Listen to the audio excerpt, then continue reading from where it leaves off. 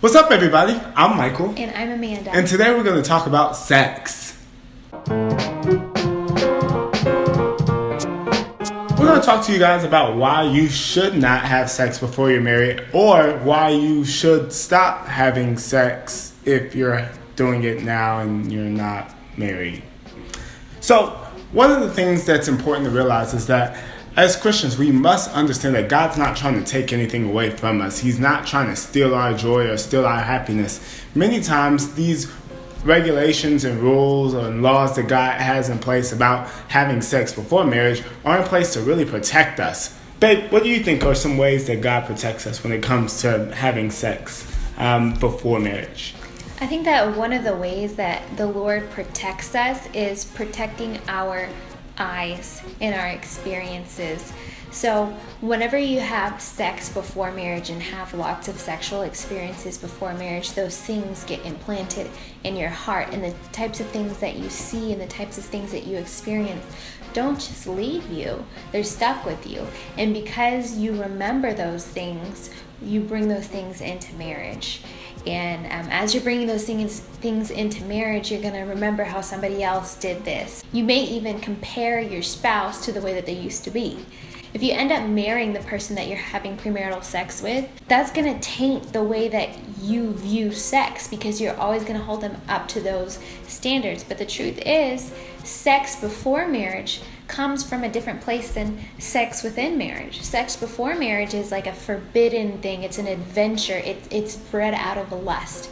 Whereas sex within marriage is within covenant. It's safe, it's protective, it's intimate. And so the difference between the lust and the love might throw you for a loop. You're expecting this adventurous thing when in marriage, sex is something that you grow in, and that's always evolving. It's not always gonna feel like the forbidden fruit. And so if you get a rush from that, you might be thrown off when in marriage you don't get a rush from that anymore. Does that make sense? Yeah, absolutely. I think what you said was really key. The way I look at it is that the person that you're with is going to fall into either one of two categories. They're either going to be the person that you marry or they're not.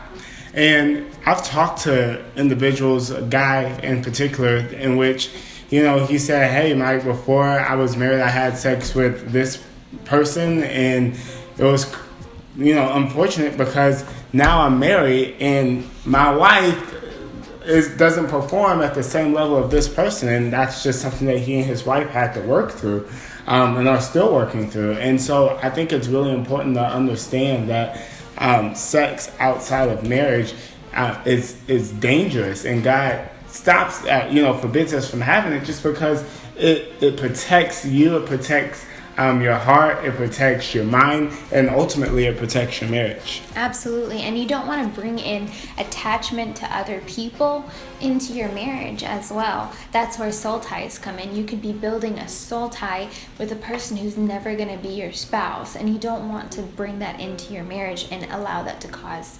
division. Also, another important thing about not having sex before marriage is it causes you to be disciplined, really. If you're not disciplined in your eating, if you're not disciplined in working out, if you're not disciplined in your sexual life, in what area are you going to receive discipline? In what area are you going to tell yourself no?